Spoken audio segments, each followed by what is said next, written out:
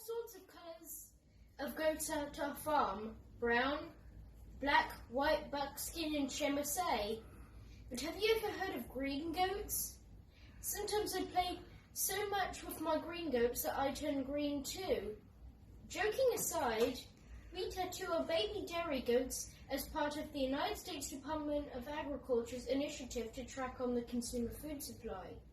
Hello, my name is Paul Goodchild, and I'm going to talk to you about how to tattoo dairy goats. I was born with a tactile disorder, autism and ADHD.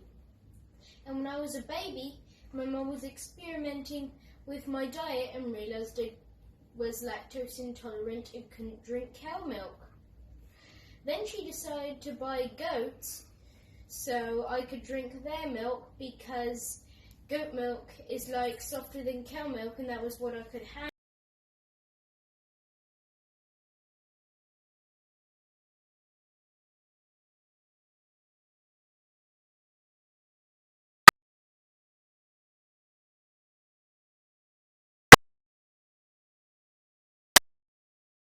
While I wanted to pet them so badly that I took my gloves off and petted them because I wanted to pet and play with my new friends.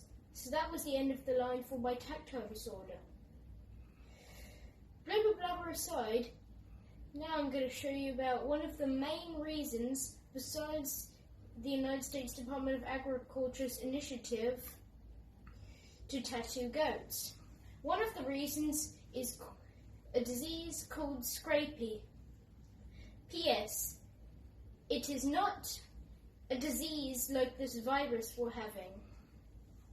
Scrapie is a contagious neurological disease that affects the alveoli in the goat's intestines, causing their bodily functions to be irritated and their digestive system not work properly, so they can't absorb nutrients, eventually killing the animal. It also causes a skin irritation, causing them to itch, scrap and scrape, hence the name scrapie. And some people believe it can be passed on to mankind. So now we know why, but exactly how do we tattoo and what are the materials we need? We need four materials. Actually three, sorry. We need a clamp, digits, and ink. Digits, if you want to know, are little numbers and letters that are made of prongs that you stick into the clamp instead of like a Sharpie marker, because that would like wash away and fade away for not a very long time. So we use spikes to keep it in there permanently.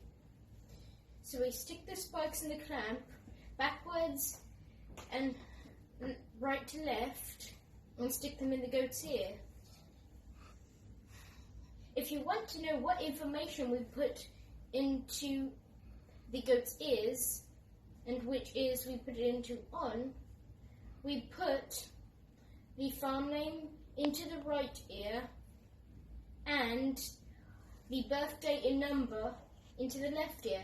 The farm name has to be less than 4 letters, so it can be put into the goat's ear, and it cannot include letters like G, I or O because they look like numbers and it might confuse the judges or other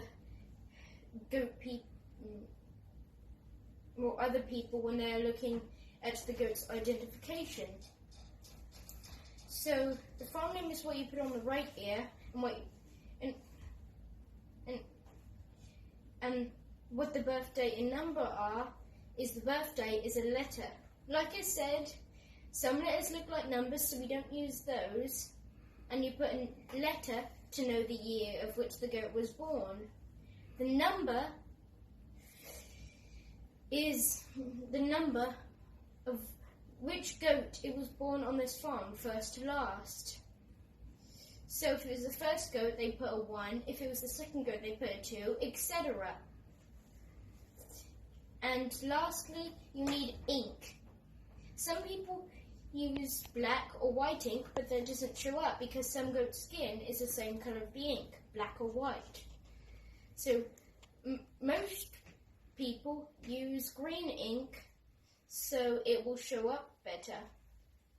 And afterwards you rub it in the goat's ears, and at the start, that's why I called them green goats, because you rub the green ink in and the ears are green. I hope you've learned helpful tips and tricks, and also how to tattoo a dairy goat so you can use this in the future. Remember, it is the United States Department of Agriculture's initiative. Any questions?